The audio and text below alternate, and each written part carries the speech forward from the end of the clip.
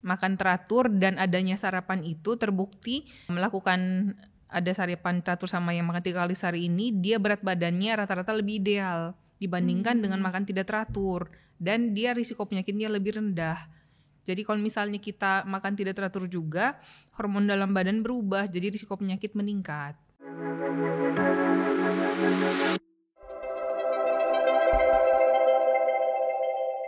Selamat datang kembali sahabat Bethsaida pada podcast Bethsaida Hospital. Pada hari ini kita akan membahas suatu hal yang sangat berkaitan erat dengan kesehatan kita, juga sehari-hari kita temukan dalam kehidupan kita yang mungkin juga kadang seringkali kita lupakan. Nah, pada hari ini kita akan membahas suatu masalah yang sangat erat dengan kehidupan kita yang seringkali kita temukan dan seringkali kita lupakan, yaitu permasalahan gizi terhadap kesehatan kita. Bagaimana apa yang kita makan, apa yang kita masukkan ke dalam tubuh ini sangat mempengaruhi kesehatan kita.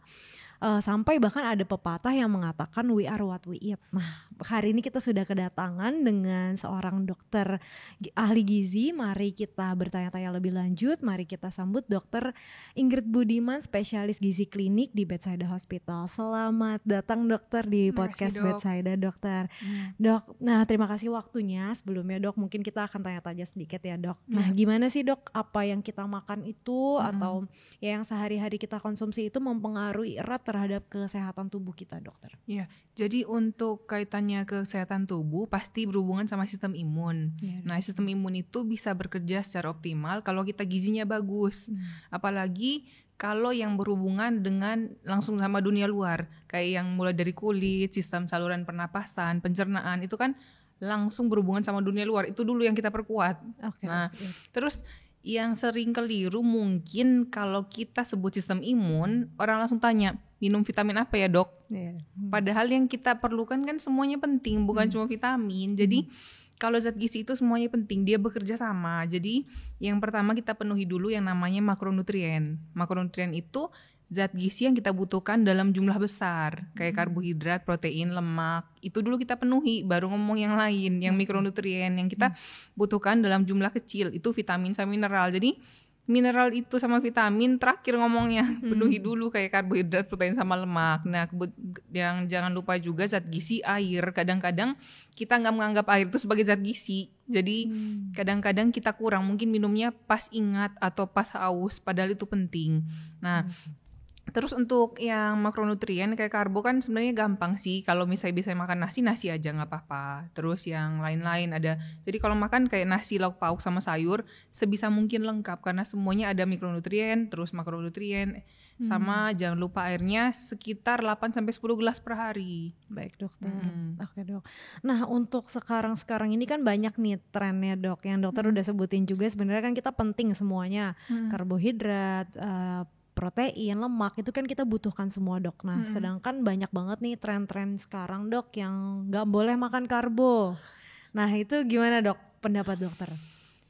Tetap kalau kebutuhan manusia pasti maunya gizi seimbang. Memang yang diet sekarang ya sih yang takut makan karbo, terus jadinya diet keto atau misalnya cuma konsumsi jus sayur atau jus buah. Memang itu yang paling sering ditemui sekarang sih. Jadi maksudnya kita maunya diet itu kan bukan cuma turun berat badan, itu kan cuma masalah estetika ya, badannya turun bagus. Cuma maunya diet itu untuk sehat. Jadi prinsip gizi seimbang, cukup tadi karbohidrat, protein sama lemak. Nah, kelemahannya untuk diet keto itu memang diet keto itu ada untuk kondisi penyakit tertentu, bukan asal-asal kita bilang kita kurangi karbo terus jadi diet keto, enggak.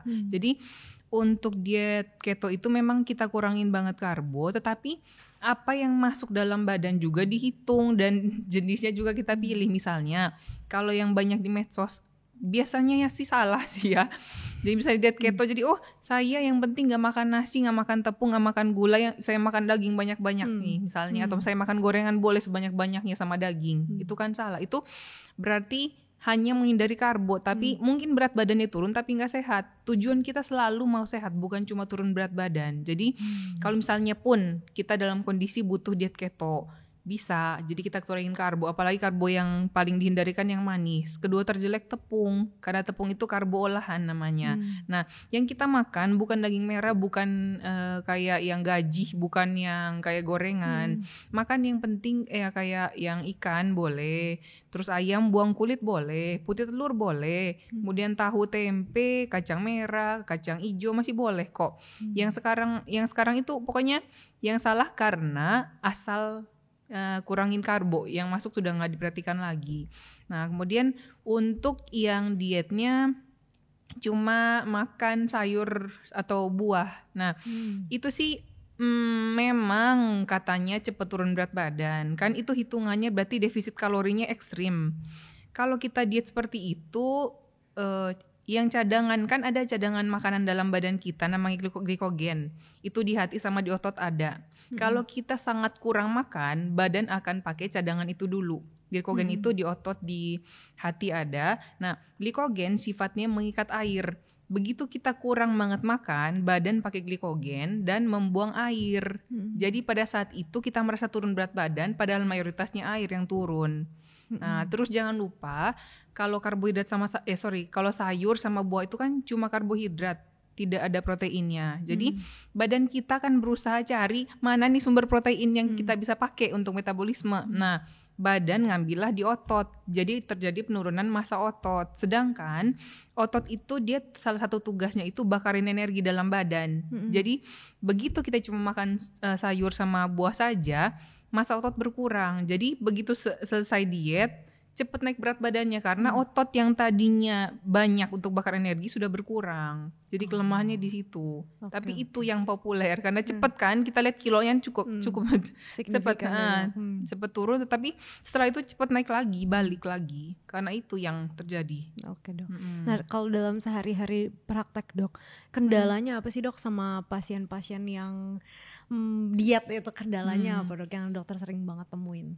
Kalau kendala sih mungkin yang masalah terbesar karena usia produktif jadi kerja kan, jadi masalah jadwal makan, kemudian jenis makanan. Nah, jadwal dari yang pertama misalnya makan pagi, antara yang nggak biasa sarapan atau bangunnya mepet jadi nggak sempet sarapan, atau mungkin yang sengaja diet jadi nggak makan malam. Nah, padahal itu kan untuk metabolisme yang bagus, makan sekitar 3 kali sehari itu jaraknya 6-7 jam. Itu yang bagus. Banyak penelitian, sudah banyak kok penelitiannya. Kayak ngatur makan pagi, makan siang, makan malam. Maksudnya makan teratur dan adanya sarapan itu terbukti yang melakukan ada sarapan teratur sama yang makan 3 kali sehari ini, dia berat badannya rata-rata lebih ideal dibandingkan dengan makan tidak teratur. Dan dia risiko penyakitnya lebih rendah.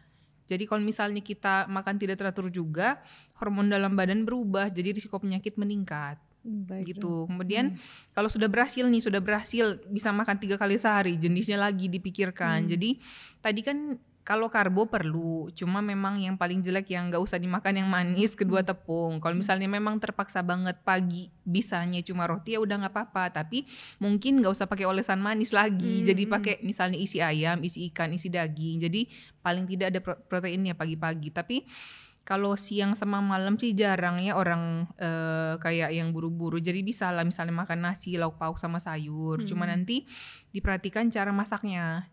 Mungkin jangan tiap hari kali yang gorengan. Terus kalau misalnya beli ada bumbu yang cair atau yang kuah, mungkin gak usah dihabisin karena kan semua di situ minyaknya, terus natriumnya, micinnya, gitu. Baik, Dok.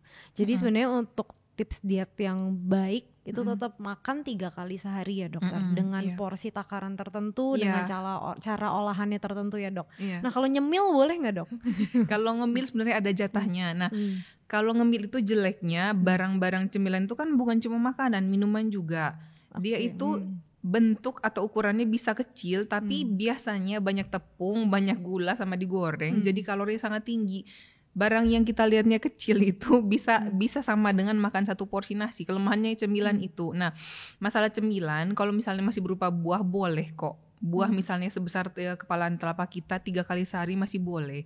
Kalau yang kayak ada tepung, gula sama minyak mungkin dibatasi kali ya. Karena itu kita nggak nyangka loh itu benar-benar cuma makan kecil tapi kalori tinggi. Terus minuman-minuman apalagi yang manis itu kan kayak kopi kekinian atau milk tea gitu. segelas saja kan nggak berasa, tapi mungkin sekali minum itu sudah sama dengan 2 porsi nasi, 3 porsi nasi itu. Jadi jangan lupa cemilan bukan cuma terbatas di makanan, minuman juga bikin gemuk. Oke, jadi kadang sayangnya kita udah atur makan tapi cemilannya yang kita nggak bisa lihat ya dok kalorinya ya dok. Oke dok. Nah tadi sebenarnya dokter udah sempat mention nih masalah kesehatan imun tubuh kita. Nah kalau apa yang kita makan itu mempengaruhi sistem kekebalan tubuh kita, apakah bisa kelihatan dok, ada nggak sih gejala-gejalanya, misalnya kalau kita kekurangan ini gejalanya apa, itu kelihatan dok? Sebenarnya kalau yang kita kan maunya optimal. Kalau misalnya kita makan misalnya nasi sama kuah sayur saja hidup tapi tidak optimal. Mungkin yang pertama terasa yang cepat lelah, atau mungkin setelah misalnya 3 minggu atau lebih kurang terus, mulai rambut rontok, kulit kering, terus badan mulai pegal, kurang vitamin kayak gitu. Jadi kalau seminggu 2 minggu mungkin belum. Kalau dia jangka panjang baru kelihatan. Terus mungkin yang kita nggak sadar cepat sakit kan, dikit-dikit bersin, dikit-dikit flu kayak gitu. Nah dok, jadi sangat mempengaruhi ya dok, apa yang kita makan itu sangat mempengaruhi sistem kekebalan tubuh kita juga ya dok. Oke, jadi kalau misalnya kita suka-suka sakit, mungkin ada yang salah dengan apa yang kita makan ya dok. Mungkin kita waktu mikirin imun cuma ingat suplemennya, tapi yang karbo, protein sama lemaknya nggak cukup. Nah itu boleh sedikit dijelasin nggak dok, berapa sih sebenarnya takaran lemak yang kita butuhkan, terus lemak apa yang boleh kita makan? Kan kadang kita kalau berpikir lemak, denger lemak langsung kayak jelek banget ya dok. Betul. Gitu. Jadi kita pakai pedoman gizi seimbang namanya. Gizi seimbang itu maksudnya seimbang antara yang kita butuhkan sama yang masuk. Bukan misalnya seimbang, misalnya karbohidrat, protein sama lemaknya 33%, bukan kayak gitu, bukan langsung bagi 3. Jadi seimbangnya itu antara kebutuhan sama yang masuk. Nah, kalau untuk karbo itu mayoritas diperlukan, bisa sampai 50% itu karbo. Nah, kemudian kalau protein bisa sampai 20%, kalau lemak bisa 30%. Nah, pilihannya apa sih? Nah, kalau ada jenis karbo yang aman itu yang tidak manis dan bukan tepung. Kayak nasi masih boleh kok, jagung, kentang, ubi, singkong, talas masih boleh. Kemudian kalau yang dari golongan lauk kan ada 2, ada yang dari hewan, ada dari tumbuhan sumber proteinnya. Kalau yang dari hewan, yang dipilih yang rendah lemak, mau ayam buang kulit boleh, mau ikan, putih telur boleh. Kalau yang dari tumbuh-tumbuhan mungkin yang paling sering tahu, tempe, kacang merah, kacang hijau, itu kan bisa. Cuma nanti perhatikan kalau kacang merah, kacang hijaunya mungkin gulanya nggak usah terlalu banyak, ya. Terus kalau sayur juga sebisa mungkin sih tiap hari kita bisa ganti sayur. Lebih bagus lagi kalau tiap hari ganti warna, karena semua warna zat gizinya beda. Nah, terus untuk yang berpotensi sebagai sumber penyakit seperti gula, garam, dan minyak itu dibatasi. Nah, kalau untuk sebenarnya kita punya rumusnya namanya rumus 415, itu untuk yang sumber penyakit kayak gula, garam, minyak. Nah, kalau gula maksimal 4 sendok makan sehari. Nah, ini kan maksimal, jadi kalau 0 boleh dong itu. Terus kalau garam 1 hari boleh 1 sendok teh, sekitar 5 gram. Dan kalau minyak maksimal 1 hari 5 sendok makan. Jadi kalau kita perhatikan sebenarnya memang 3 itu saja sih sumber penyakit. Kan penyakit secara garis besar ada 2, ada yang menular, ada yang tidak menular. Nah, kalau yang menular ya udah itu kan kuman ya, tapi berhubungan sama sistem imun. Cuma yang tidak menular apa sih yang bukan dari gula, garam, sama minyak? Selalu dari 3 itu kan, makanya itu yang kita batasi.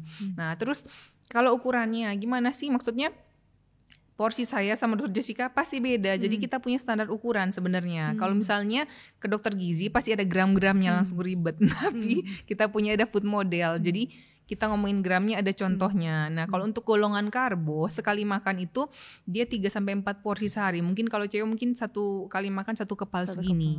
Kalau cowok boleh 1,5. Jadi dia takarannya 3-4 porsi total sehari. Nah, untuk protein, sekali makan itu dia satu telapak tangan kita ini dengan ketebalan jari kelingking. Kalau cowok boleh 2. Itu dari sumber protein, mau ayam, ikan, mau yang putih telur, mau tahu, tempe boleh. Jadi kalau cowok mesti 2 kalau makan. Kalau cewek 1 boleh. Tapi tergantung dulu. Kalau misalnya cewek yang tinggi 170 atau 80 mungkin boleh 2 kali sekali makan. Pokoknya jangan kurang. Kemudian kalau untuk sayur itu dia takarannya 1 porsi atau 1 mangkok besar loh, 2 tangkup tangan sendiri. Itu dihitung tanpa kuah. bukannya kita ngambil ini kayak sayur sop banyakan kuahnya itu kan kurang, mungkin isinya cuma segini, mangkoknya besar, jadi sayurnya saja segini. Sayurnya aja segitu Sayurnya ya, saja Dok? dihitung tanpa kuah. Kemudian kalau buah secukupnya, dia 2-3 porsi sehari itu kira-kira sekepal tangan segini. Jadi jangan misalnya pepaya itu buahnya besar jadi kita makan juga kayak setengah, jangan. Dihitung juga ada ukurannya. Kita kira sekepal tangan kita. Oke. Jadi itu tips cepatnya ya, Dok, ya, supaya kita sebenarnya bisa ngukur kebutuhan makan kita juga ya, Dok. Oke. Nah, berarti selain jenis makanannya kan kita udah ngerti nih, Dok. Oke, jenisnya yang boleh kita makan dagingnya ini. Nah, berarti pengelolaannya juga kita harus pilih yang nggak boleh terlalu banyak digoreng dengan tepung seperti itu ya, Dok. Oh iya. Terus tadi yang masalah minyak ya, Dok. Nah, kalau yang sebenarnya untuk minyak, dalam golongan minyak itu walaupun minyak yang jenuh maupun tidak jenuh kalorinya sama, jadi tetap dibatasi. Misalnya kita mau makan salad, jadi dibatasi juga jumlah minyak zaitun yang ditaruh, karena sebagai minyak tetap kalorinya tinggi, tetap ujung-ujungnya kelebihan kalori bikin gemuk. Jadi kalau pakai mungkin 1 sendok teh cukup kali, atau misalnya pas lagi numis untuk yang bawang biar harum 1 sendok teh. Nah, kalau minyak kan ada 2 jenis, yang jelek itu yang jenuh namanya, yang boleh yang tidak jenuh. Yang tidak jenuh kayak yang minyak jagung, minyak canola, minyak zaitun, minyak biji bunga matahari, minyak kedelai itu boleh. Kalau dihindari kayak kelapa, terus minyak kelapa, lemak hewan yang di itu loh, Dok, yang di dekat daging merah, terus kayak butter, minyak kelapa sawit sama santan, itu pasti dikurangi. Oke, Dok. Nah, kalau ini sering ditanyakan nih, Dok, kalau goreng tapi pakai ganti minyak canola atau minyak zaitun boleh nggak, Dok? Kalau untuk minyak itu boleh, cuma tetap jumlahnya ya, dan tetap berapa kali dipakai dan pada suhu berapa. Paling bagus sih sekali pakai buang, dan jangan terlalu sering. Tetap kan total jumlah kalorinya itu tetap dihitung. Nah, coba misalnya kalau kita goreng, kita kan kelihatan ya, kita taruh minyaknya berapa, ntar habis goreng jadi berkurang. Sedangkan 2 sendok makan minyak itu dia sudah sama dengan makanan 1 porsi nasi kalorinya. Maksudnya kalau misalnya kayak makanan yang menyerap banget minyaknya kayak tempe itu kan seperti spons menyerap minyak, itu kan bisa banyak banget kalorinya jadinya, walaupun jenis minyaknya bagus. Jadi sama aja ya, Dok, sebenarnya kalorinya ya, Dok. Oke. Baik, sebenarnya sih untuk dari pola makan kita udah ngerti nih, Dok, ya. Tapi mungkin untuk nerapinnya agak susah karena ya itu, Dok, mungkin kendala-kendala yang dokter sering temuin banyak ya, makanan kita sekarang di luar, kita kerja waktunya, pasti nggak mungkin masak sendiri, Dok. Nah, itu mungkin yang agak sulit kali ya, Dok. Oke. Nah, mungkin dari dokter sendiri ada nggak yang mau dokter sampaikan ke sahabat Bethsaida? Jadi tadi tetap prinsipnya gizi seimbang. Jangan sampai kita ikut-ikutan temen dia berhasil dengan diet apa walaupun gak sehat hanya karena berat badannya turun. Terus jangan lupa yang kita perhatikan bukan cuma makanan, tapi istirahat sama olahraga juga. Jangan sampai kita mati-matian olahraga terus juga nggak istirahatnya kurang kan. Jadi semuanya berhubungan. Jadi tetap jaga makan, istirahat cukup sama olahraga secara teratur. Oke, baik. Terima kasih Dokter Ingrid atas ilmu yang sudah dokter sharingkan nih. Nah, sekarang sahabat Bethsaida, mungkin itu beberapa penjelasan ya tentang gizi seimbang yang penting banget untuk kesehatan kita, karena ternyata gizi seimbang itu sangat berhubungan dengan sistem kekebalan tubuh kita, supaya kita gak gampang sakit, supaya kita juga dapat menjaga stamina kita. Nah, bagi yang ingin konsultasi langsung dengan Dokter Ingrid, mungkin ada yang penasaran nih, aduh kebutuhan kalori saya berapa dan mau diprogramkan untuk pengaturan makannya, bisa langsung konsultasi ke Dokter Ingrid dengan langsung ke Rumah Sakit Bethsaida atau melalui telekonsultasi bisa ya, Dok, melalui Vina. Jangan lupa subscribe dan like channel YouTube kami supaya ikuti terus informasi seputar kesehatan dari Bethsaida Hospital. Saya Dr. Jessica pamit undur diri, terima kasih.